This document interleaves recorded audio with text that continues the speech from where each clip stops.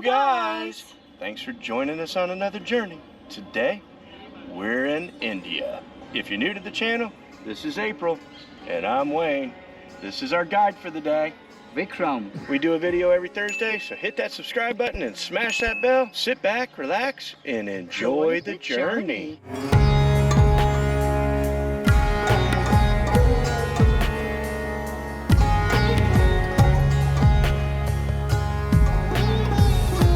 In this video, we're going to show you the things to see and do in Agra, India. 3 of them are free attractions, which makes it even better, and the rest are really affordable. Agra is known for the Taj Mahal, one of the 7 man-made wonders of the world. Did not think I was going to be so impressed with this, but let me tell you, it's not just a building. It is perfection. The Taj Mahal is now 391 years old, and it looks like it was just built yesterday. The Taj Mahal was mind-blowing, and I don't use that phrase lightly.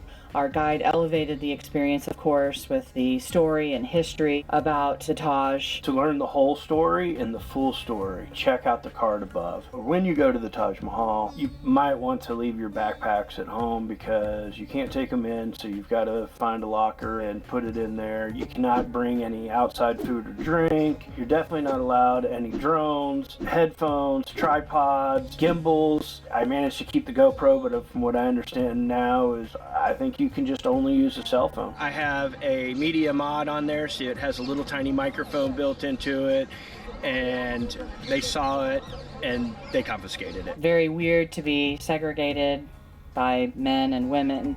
And man, oh man, those women. I had my fanny pack and my cell phone, and all the women are going frantic.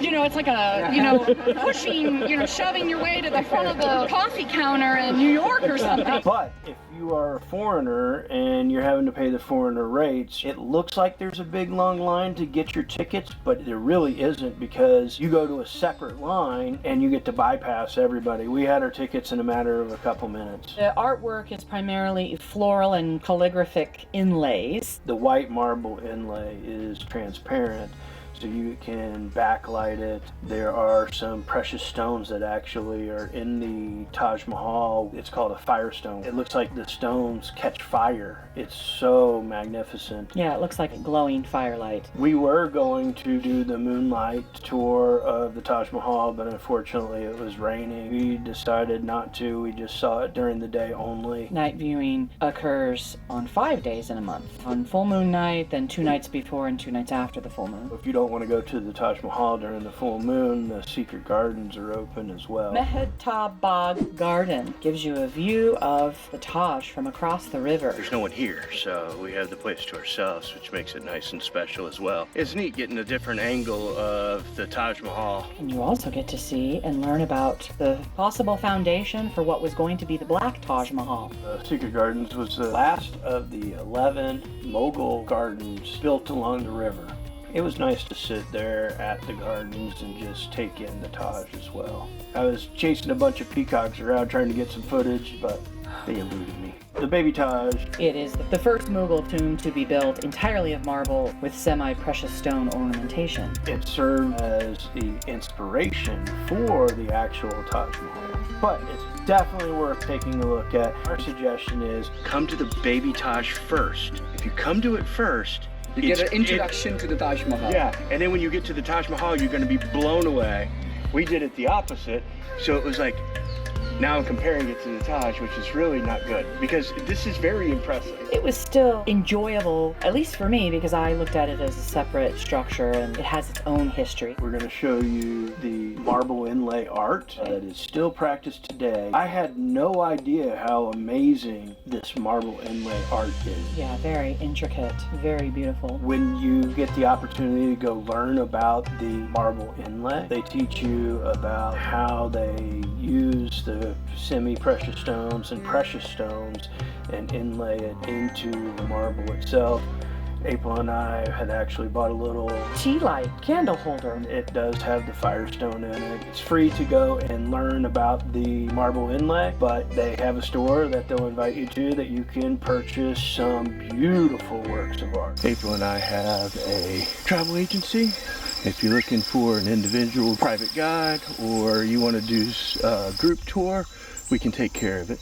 Check out the link below.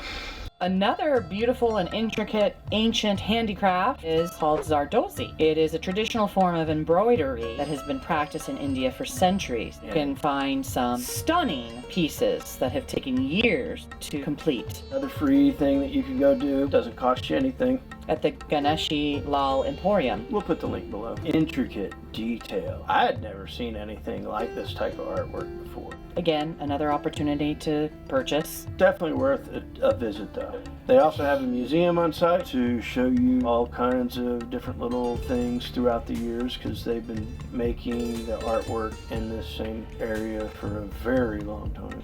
To watch more of our Go Travel on the Cheap videos, scan the QR code. Another free thing to do is to visit a rug manufacturer and see how handcrafted rugs are made. It's impressive. It's time consuming.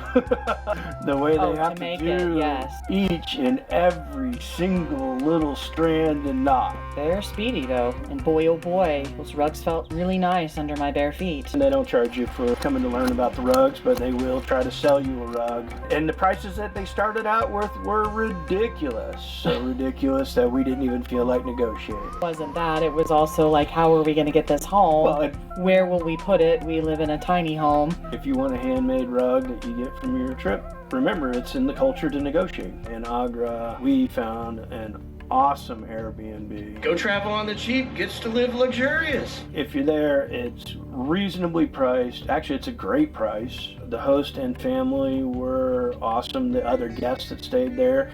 It was a fantastic homestay, and it had great rooftop views, and it gives you a different perspective when you're down in it during the day and the chaos, hustle, bustle, whatever. Or the millions of horns that are blowing honking, everywhere. honking. As you can tell, all the Indians are playing their musical instrument. It's called the horns. And then to rise above it later and get that different perspective, it's nice.